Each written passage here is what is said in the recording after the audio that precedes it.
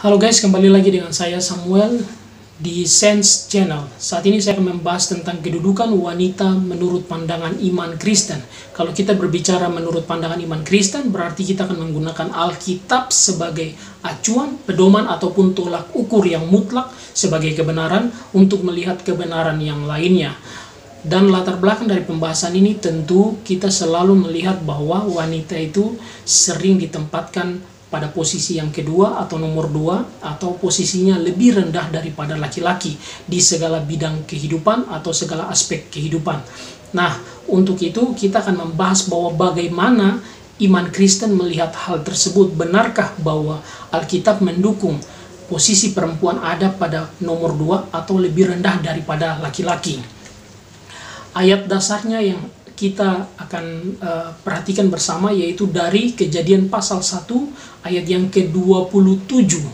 Di situ jelas bahwa Allah menciptakan dia menurut gambar Allah. Dia laki-laki dan dia perempuan, atau dia laki-laki dan perempuan.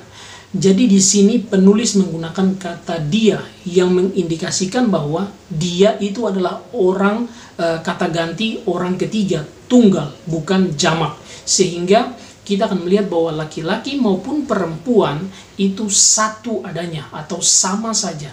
Yang dua-duanya adalah manusia.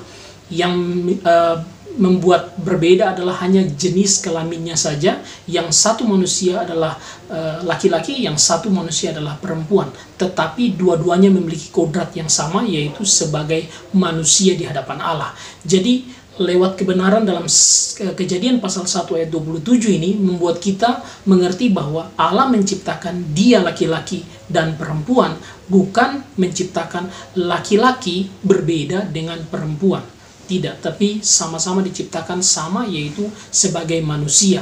Nah, samanya di dalam hal ini apa yang menjadi sama?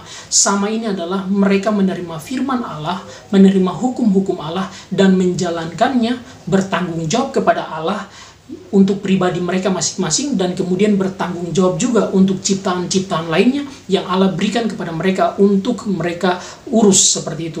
Jadi mereka bertanggung jawab untuk ciptaan di bawah mereka, lalu kemudian mereka kembalikan kepada Allah, maupun juga diri mereka bertanggung jawabkan kepada Allah.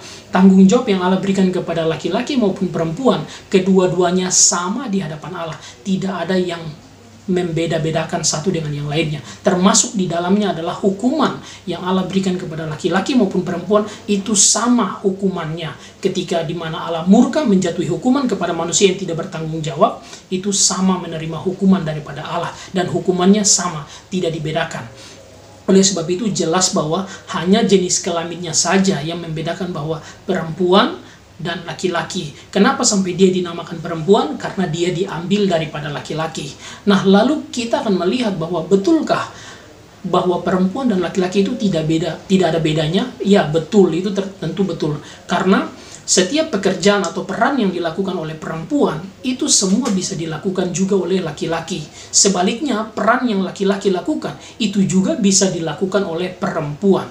Nah, lalu kenapa dalam keadaan atau kehidupan kita setiap hari, kita terbangun dengan pola yang salah, yaitu di mana perempuan itu identik dengan urusan-urusan mengurus anak, ataupun mencuci pakaian, ataupun urusan-urusan yang berbau perempuan seperti itu, dan laki-laki urusannya seperti mencari pekerjaan, sekolah setinggi-tingginya, kemudian kerja keras untuk menghidupi keluarga. Padahal sebenarnya tidak juga gitu. Perempuan bisa bekerja lebih keras, bisa sekolah sangat tinggi, mencapai impian-impian yang dia inginkan, dan laki-laki juga sama. Jadi di dalam pekerjaan ini yang membedakan adalah bagaimana kehidupan kita di setiap daerah kita masing-masing.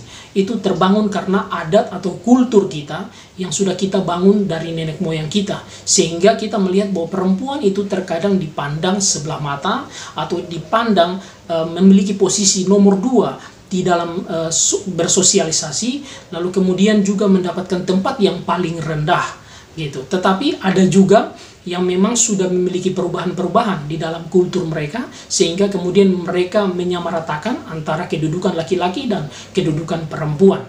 Nah, jadi itu yang selalu kita perhatikan, bahwa ternyata Alkitab tidak memberikan kita pengertian bahwa wanita memiliki posisi nomor 2 daripada pria atau lebih rendah daripada pria.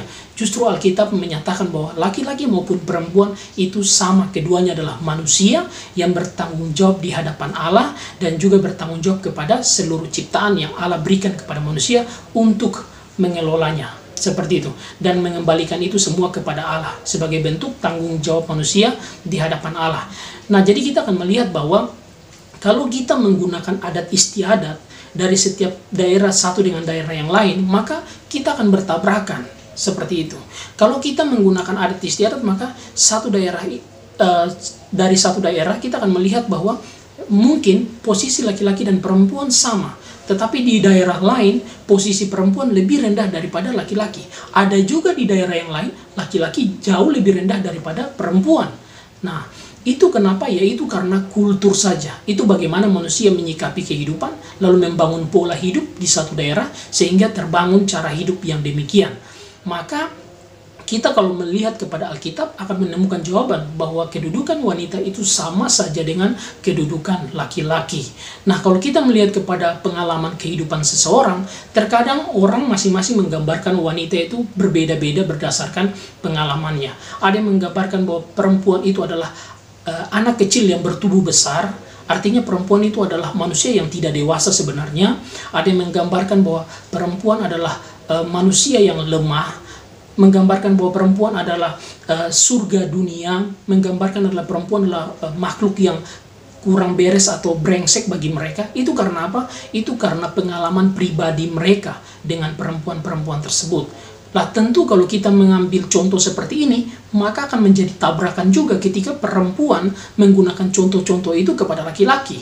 Yaitu di mana laki-laki bagi mereka tukang bohong, laki-laki bagi mereka tidak bertanggung jawab, laki-laki bagi mereka tukang selingkuh. Banyak sekali yang bisa mereka ungkapkan sebagai bentuk pengalaman pribadi mereka terhadap laki-laki, sehingga mereka menganggap laki-laki itu rendah daripada mereka, karena mereka menganggap diri mereka jauh lebih setia daripada laki-laki di dalam hubungan ataupun di dalam kehidupan berumah tangga tentunya.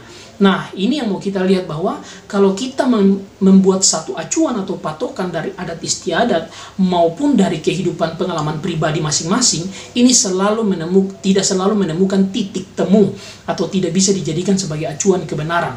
Oleh sebab itu saya mengajak supaya kita melihat kepada kebenaran firman Tuhan yang dimana menempatkan laki-laki maupun perempuan setara di hadapan Allah kedudukannya, baik sebagai kodratnya adalah manusia maupun di dalam perannya ataupun tanggung jawabnya di hadapan Allah. Tidak sama sekali ada firman yang khusus bagi laki-laki dan ada yang firman khusus bagi perempuan. Itu sama sekali tidak. Firman turun itu bagi manusia yang di dalamnya adalah laki-laki dan perempuan, dan dua-duanya memiliki tanggung jawab yang sama di hadapan Allah. Baik itu bertanggung jawab, dan jika tidak bertanggung jawab, maka juga akan diberikan hukuman yang sama di hadapan Allah. Laki-laki tidak mendapatkan hukuman lebih berat daripada perempuan, dan juga sebaliknya. Hukuman itu dijatuhkan sama karena dua-duanya adalah manusia yang dipercayakan Allah untuk bertanggung jawab.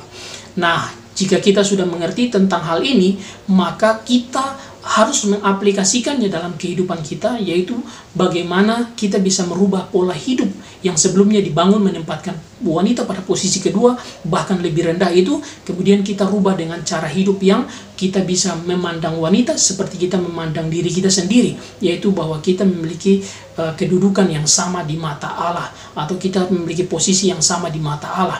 Karena apapun yang laki-laki kerjakan, itu semua juga bisa dikerjakan oleh perempuan. Sebaliknya, apapun yang dikerjakan oleh perempuan, itu semua bisa dikerjakan oleh laki-laki. Jadi itu sama sekali tidak ada alasan apapun yang membuat bahwa perempuan itu lemah, perempuan itu lebih rendah daripada laki-laki. Padahal sejatinya mereka adalah penolong yang jauh lebih kuat daripada laki-laki. Itu fakta adanya. Oleh sebab itu, mari kita menggunakan Alkitab sebagai acuan, tolak ukur, sebagai satu-satunya standar kebenaran yang mutlak untuk membukakan kebenaran-kebenaran yang lain yang merupakan kebenaran manusia, kebenaran daripada budaya atau cara hidup yang sudah dibangun bertahun-tahun bahkan berabad-abad lamanya. Itu akan bisa dirubah dengan adanya kebenaran firman Tuhan yang kita gunakan sebagai patokan kita bersama. Terima kasih, saya pikir ini singkat penjelasan dari saya. Kiranya kita menghargai perempuan, mendudukan mereka setara dengan kita, seperti kita melihat Kristus memandang keduanya sama sama di hadapan Allah. Terima kasih dan Tuhan Yesus memberkati. See you in the next video. Thank you guys.